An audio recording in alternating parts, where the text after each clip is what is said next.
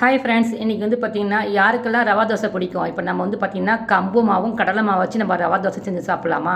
இப்போ நான் வந்து பார்த்திங்கன்னா இஞ்சி பொடியாக கட் பண்ணி வச்சுருக்கேன், பச்சை மிளகா பொடியாக கட் பண்ணி வச்சுருக்கேன்.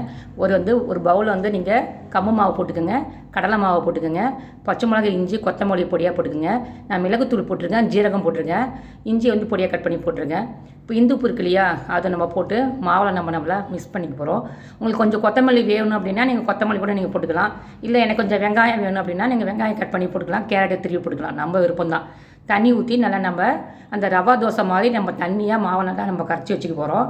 கரைச்சதுக்கப்புறம் நம்ம பார்க்கலாம். இப்போ தோசை கல் ஹீட் ஆனதுக்கப்புறம் நல்லா கல் ஹீட் ஆனதுக்கப்புறம் பார்த்தீங்கன்னா தோசை மாதிரி ஊற்றக்கூடாது, அப்படியே தூவின மாதிரி ஊற்றணும். மாவு அப்படி ஊற்றிட்டு எண்ணெய் ஊற்றி அப்படியே நம்ம திருப்பி போட்டு விடுங்க.